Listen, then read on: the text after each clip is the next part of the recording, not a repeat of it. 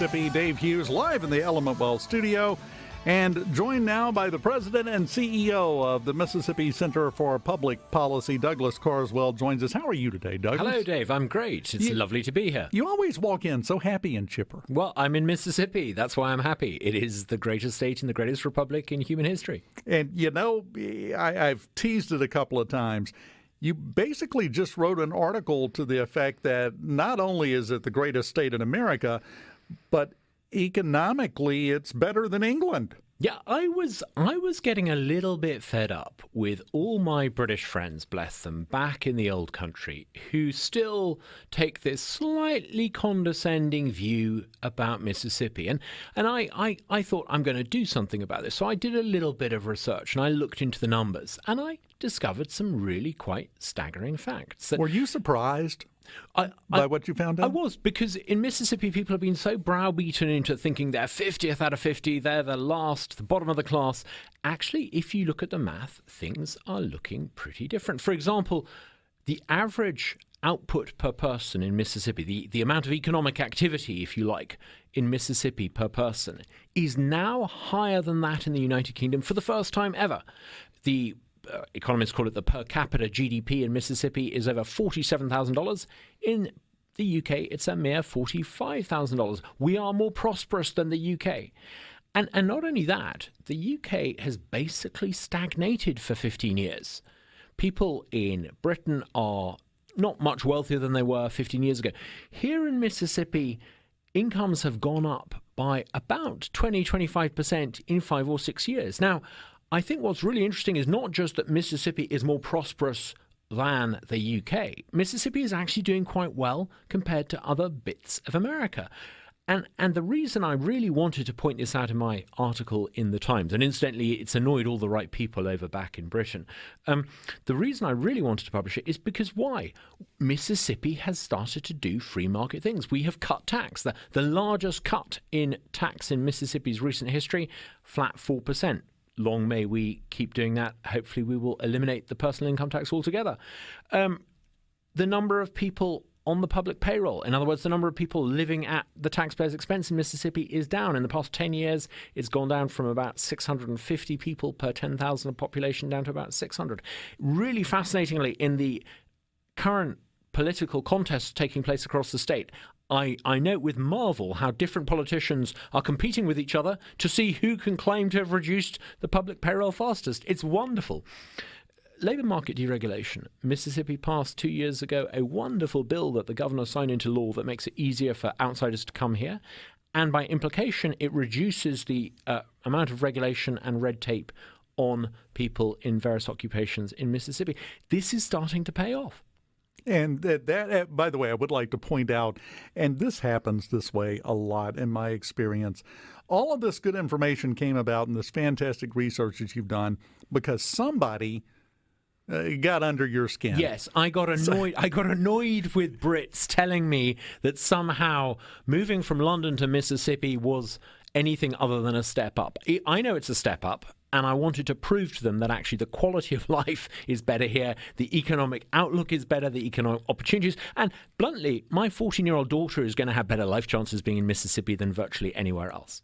Well, and that's the thing that we lose sight of. And might I add, and I may be speaking out of turn because I have not been to London. You obviously have. You lived there forever. But I would feel comfortable saying that also, in addition to all the economic benefits and everything else, we've got much better food. Yeah, no, definitely. But the thing I love about Mississippi food is you can eat food from around the world here. I mean, yes. I came here thinking Southern cuisine. I really got into it. I love it. Who doesn't like, fried chicken on waffles at 8 o'clock in the morning? But I also discovered that you can eat some of the best Thai food I've ever tasted at Tuk Tuk Boom. I was eating some Indian food the other day from a gentleman who, like me, was an immigrant. You can eat good food from around the world here. But, the reason why Mississippi is beginning to be a great success story and the UK is not, bless their heart, as I think you say in Mississippi, is because here in Mississippi, people are doing free market things. In Britain, they're doing the opposite. They're raising taxes. They're giving politicians more control. They're regulating. And they're doing exactly the opposite things that we're doing here in Mississippi. And yeah, it does bring up the question, why? Because it's not like we're in uncharted territory here. This is the way it works. I think everybody is aware of this from all the lessons throughout history. The more you regulate, the more you tax people, the more you bear down like that, Dave, the worse things wind up becoming, don't they? Dave, we know that in our heads, but in our hearts, and you've got to remember, we evolved in, evolutionary biology means we have an outlook where the idea of free trade seems counterintuitive. The idea that actually you get more prosperous by buying from people you don't know seems counterintuitive. The idea that actually if you get rid of deregulations, the world will be safer. It seems so contrary to what we think of as common sense. So yes, we know in our heads that the free market works, but politicians often appeal to our base instincts. How often do you hear a politician, for example in the current climate, saying that if only we trusted more federal intervention, they would save the rural hospitals? Now, you know and I know that no amount of federal funding is going to resolve some of the healthcare problems here in Mississippi. I love, by the way, you just walk in here and immediately kick the top off the fire ant mound, but go ahead. Well, why not? But you've got to, I think, recognize that every generation of Americans, as Ronald Reagan beautifully put it, we're not born thinking about the free market. Every generation of Americans needs to be retaught these values. And that is why America's been such a success, because one generation has passed them on to the next. And what we do at the Mississippi Center for Public Policy is make sure that the next generation of young Mississippians is educated to understand that it's the free market, it's cutting taxes and less government that is going to be the key to our success. If we want the next generation of young Mississippians to stay in Mississippi, not to go to Nashville in Tennessee or Austin in Texas, let's have the same tax rate they have in Tennessee and Texas, 0 personal income tax. That makes a lot of sense, which may be a part of the problem with the suggestion. Let's be honest, Douglas. That's the way it goes back to what you were saying. It's kind of the way it works. It's counterintuitive to some people. It is, but no one's perfect. Politicians around the world are prone to the same temptations and the same base instincts. But I have to say, I think partly because the decisions are made so locally in a state of 3 million people, I think in Mississippi, more public policy decisions are made the right way than in many other centralized, more populous, less happy countries. And California and the United Kingdom are two brilliant examples of large centralized states that are run by economic lunatics who are destroying wealth in their respective polities. This is the difference, and this is why I love having Douglas here. I was just going to say crazy people, and he said economic lunatics. That sounds so much fancier and well-educated. I was just going to say crazy people.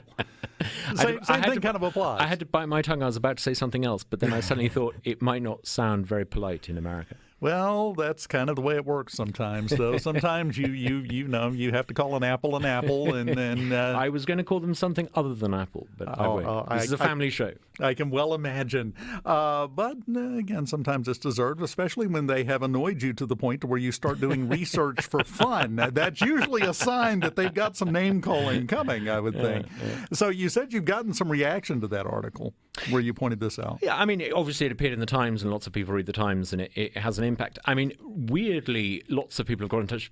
The most bizarre example was, for example, India has a TV version of the BBC, and I wasn't previously aware of it, and they got in touch with me and said, could I do an interview? So I did an interview about the Mississippi Miracle on television in India. Apparently they have more people watching than watch CNN and the BBC combined, which, given the number of people in India, is perhaps no surprise. Anyway, it was wonderful to be able to explain to Indians how Mississippi is the future. You don't expect that, do you? Well, to get that call from India and say, hey, we really want to interview you, Douglas Carswell, about Mississippi in India. Well, being in the Times, I think, means people take it rather seriously. Perhaps being the Times is the equivalent of having an English accent. People tend to think you know what you're talking about. But well, it allows you to use phrases like economic lunatics, which I'm still impressed by. So yeah. I was talking about the governor of California. Well, it's you're kind of saying the loud part out loud instead of the quiet part there. I think we would all be in agreement with that. Talking about that, though, and we're about to come up on a break. When we come back, you've got something else, and I actually chuckled all the way through this because you have weighed in on the whole thing that Ben and Jerry's came up with for the 4th of July, which was the most ridiculous, over-the-top, ludicrous example of woke mindset I have ever seen. And they got pretty well put in their place, I think. But you had some thoughts on that, and I'd love to get into that with you when we come back. Looking forward to it. Douglas Carswell, President and CEO of the Mississippi Center for Public Policy and one of the rising stars in Indian television. And we will continue with Douglas right after this. SuperTalk Mississippi, Dave Hughes. Douglas Carswell, the President and CEO of the Mississippi Center for Public Policy, turning out to be a big proponent of Mississippi worldwide. We can say that now, Douglas. It's everywhere. You're like our state's influencer now in other countries. Well, quite right. I gotta love it. And also has a bone to pick with both Ben and Jerry because, well, I know this is going to surprise you. You might want to get close to your fainting couch in case the blood rushes out of your head when I tell you this breaking news. They said something stupid again. They're really good at that. They keep doing it. Yeah. I mean, the latest thing they did was I just find deeply offensive. Look, I'm a new arrival to your country. I've only been in America for, I think, 3 July 4ths. And the thing that really strikes me about July 4th is what a celebration it is. It's not just a celebration because you beat the Brits, right? It's a celebration. Whatever your background, however you got here, however your ancestors got here, you're celebrating the fact that you're here. It's one of those great occasions that brings everyone together. And yet they chose that day to send out the most gratuitously offensive tweet saying that America was built on stolen indigenous land. And to me, this is just so breathtakingly obnoxious. Not only do I not buy their product anymore, but it made me sort of really take issue with it. And I wrote an article basically saying this is preposterous. This is nonsense. I mean, for a start, the idea that America is built on stolen indigenous land, when the first settlers arrived here, the indigenous tribes were busy stealing land off one another. I mean, it's also obnoxious because, stop and think about it, there is not a single person living on the planet today whose ancestors were exactly where they're living. And there's a continuous line going back to the dawn of time. Humans have been moving around. The idea that you have a claim on your ancestral homeland is preposterous. As an ancestral Scot, should I claim north of England because some people came from overseas as immigrants and once pushed my ancestors out? It's ridiculous. It's preposterous. It's also hypocritical because, as a local Indian, Native American, I suppose one should call them, representative in Vermont said that, the Ben & Jerry's factory site itself was on land that had once been occupied by his ancestors. So it's vacuous and divisive. But I think the really interesting question is, why do companies do this? Why do companies go woke? Now, I'd originally thought, when Bud Light famously went woke, I had assumed that a whole bunch of really clever MBAs had looked at the data and figured out this is the way to sell more beer. But actually, I think woke is not a sign of corporate wisdom. It's a sign of vacuousness. The people running the corporation or the institution or the university who go woke have run out of any original insights. It's all they've got left. It's how dumb people try to look smart. You present a kind of woke narrative and a woke agenda. And I think it's a sign of a woke corporation that's lost its way. It's certainly lost its customer. And I think this speaks to something we were talking about earlier in the show, back in the 10 o'clock hour. We seem to have a group of corporations and entertainment companies and everything else that have lost sight of the most basic principle in marketing, which is give your market what they want. Mm-hmm. If you want to improve on that, give it to them better, give it to them faster, give it to them with better quality.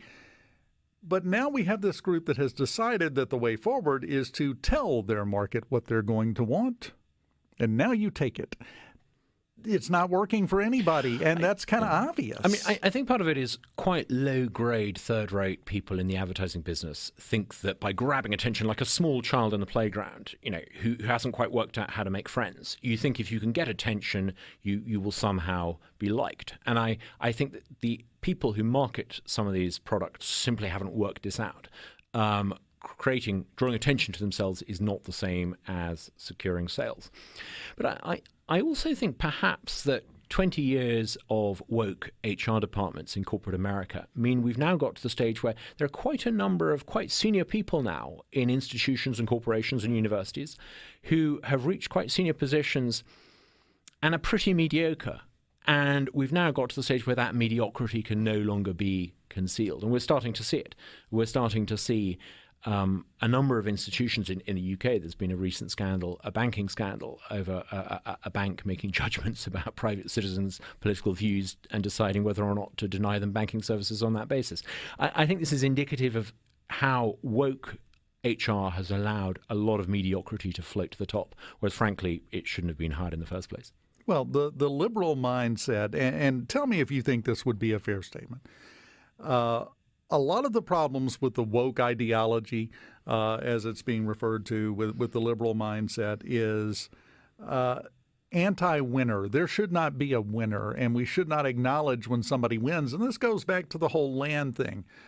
Yeah, that land used to belong to somebody else. Before that, it belonged to somebody else. The spoils go to the winner. Even then, I would take issue with the sense of belonging. I mean, the idea of property rights is associated with sedentary communities that have adopted farming. And many indigenous American communities lived a hunter-gatherer, Stone Age lifestyle. And the notion of ownership of the land was not what you and I would regard as ownership of the land. So I would take issue with that, and I think it's really important to make that point.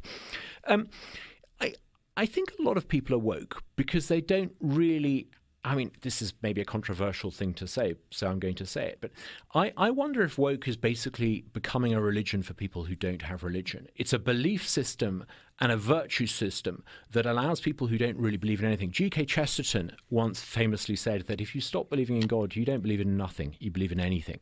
And I think we're starting to see that with woke. You believe in these sort of mad ideas. Totally.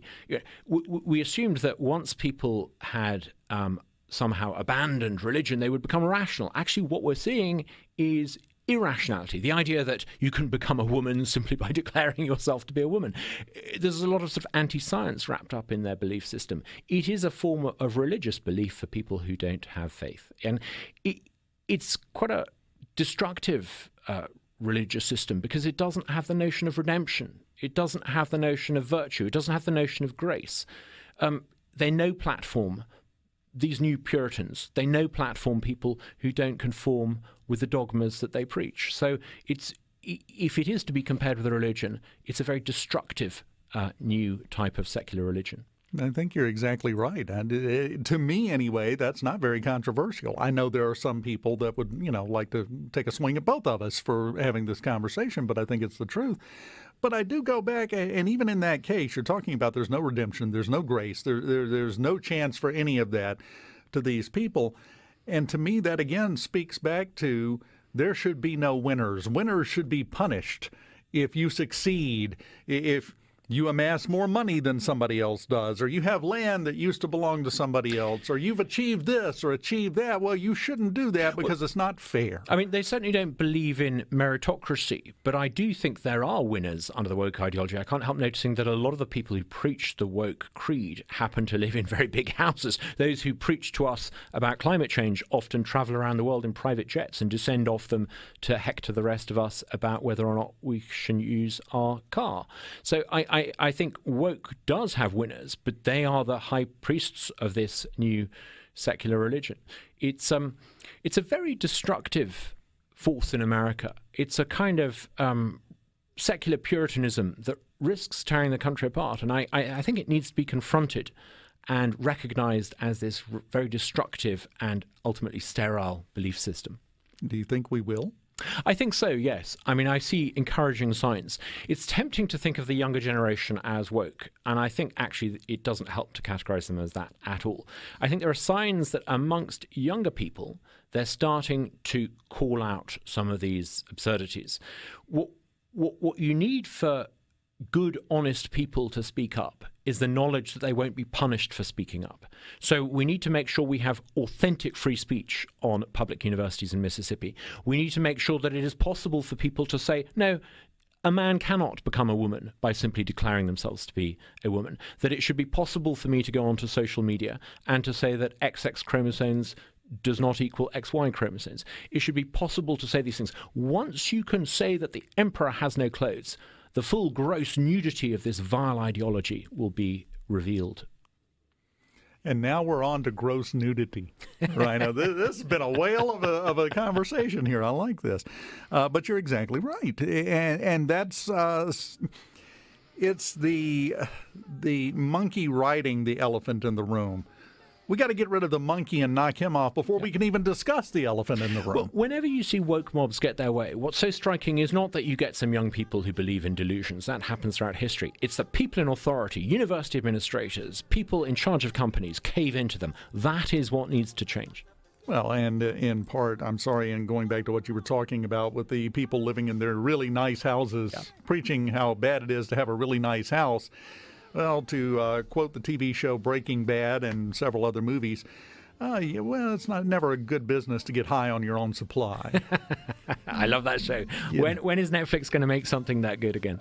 Probably never. That show was incredible. Better Call Saul was the only other show that I think compares to it. I haven't seen that one yet. We're about to start that. You've got to. That is probably my all-time favorite TV show. Douglas Carswell, can you stick around a minute? I'd love to.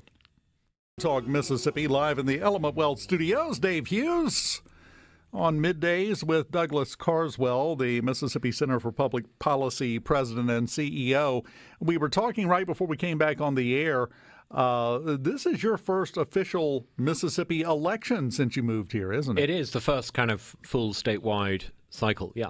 Yeah, well, what are your thoughts? What are your impressions of it, especially compared to what you went through in London and in England? Well, one of the things that most strikes me about politics in Mississippi is the extent to which the people you vote for can actually deliver change. Ordinary members of the House and the Senate can introduce bills, and if they can get enough people in the House to support it, it becomes law. And I think that's something that in the UK people have lost sight of. As a Member of Parliament in Britain for 12 years, I was only, I think, on 3 occasions ever able to introduce primary legislation, and even that was sort of watered down. So I think Mississippi has a wonderful system. You know these people, you're familiar with them. They're not a remote cast of professional politicians like you get in D.C. I love the fact that a sizable chunk of the Mississippi state legislature lives in campers during the 3 months that it sits. They're ordinary folk who have ordinary jobs, and they do their role as a lawmaker and then go back to that. You've got citizen lawmakers, and that's wonderful. I also love the fact that actually a lot of politics in Mississippi is becoming a contest to do the right thing, to cut taxes, to reduce the public payroll. And I think this is something that really needs to be encouraged. Milton Friedman, who was 111 yesterday, had he still been with us, it would have been his 111th birthday. He once famously said, the job of a think tank like the Mississippi Center for Public Policy should be to make sure that even the wrong people end up having to do the right thing. And that's what we want from our politicians. Even people who are perhaps not your choice. They've got to cut taxes. They've got to keep government small. They've got to be accountable to the people.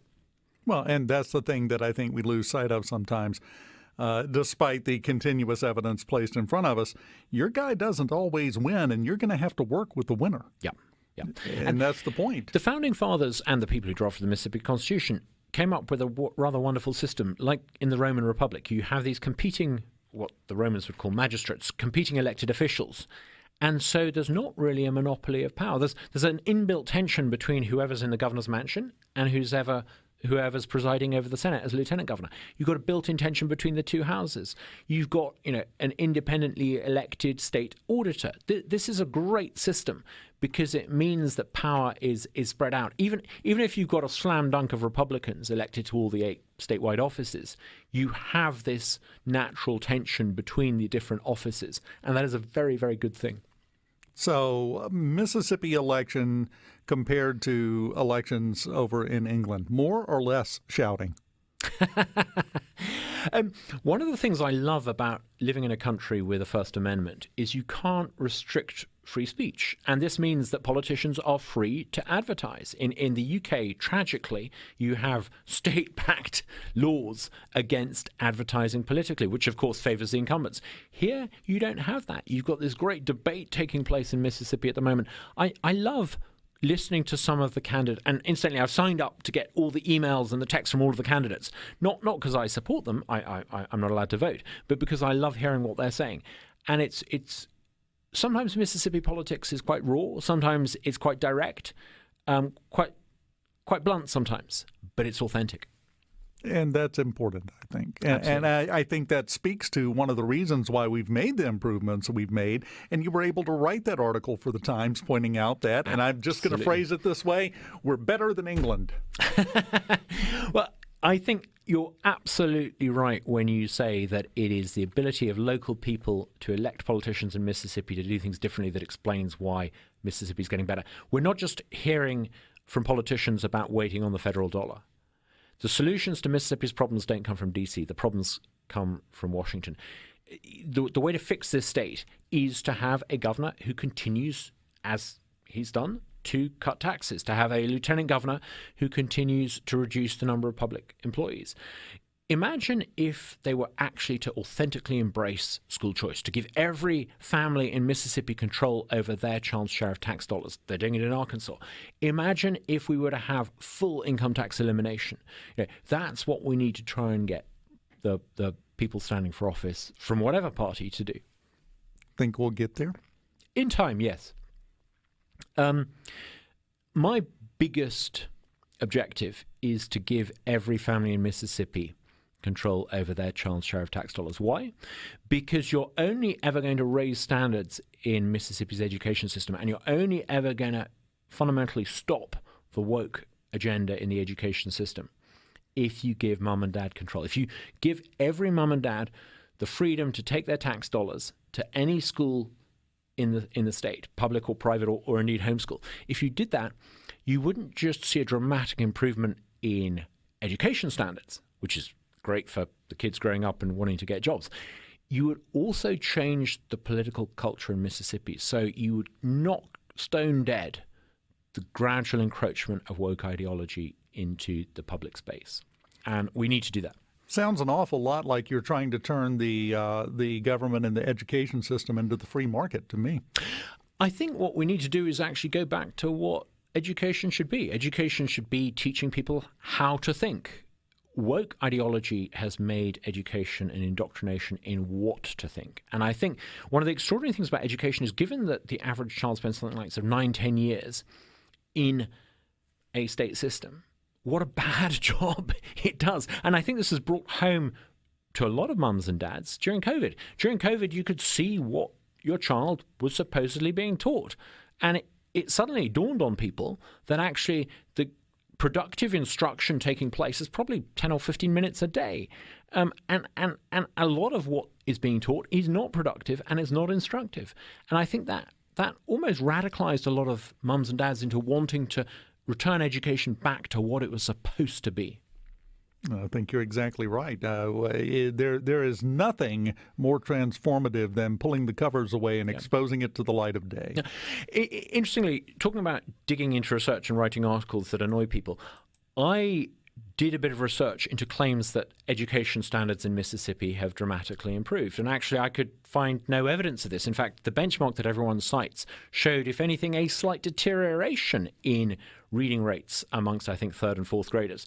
The reason why everyone was trumpeting this as a success is, number one, because they run the system and they want to be seen to be successful. But number two, the reason why they were trumpeting this success is because standards had fallen in Mississippi, but they had fallen even further and faster in other states.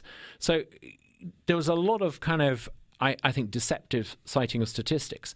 If mums and dads realized that actually kids are not getting a great education, and if they could see beyond the pretense statistics that are presented to them by the people who run the system, they would start to demand what mums and dads in Arkansas have demanded. And for goodness sake, if the Razorbacks can do it, we can do it. If the Razorbacks can give every child in the state control over, or the mums and dads of every child in the state control over their money, we can do it here. Well, as the old expression goes, there's three types of lies, damn lies, and statistics.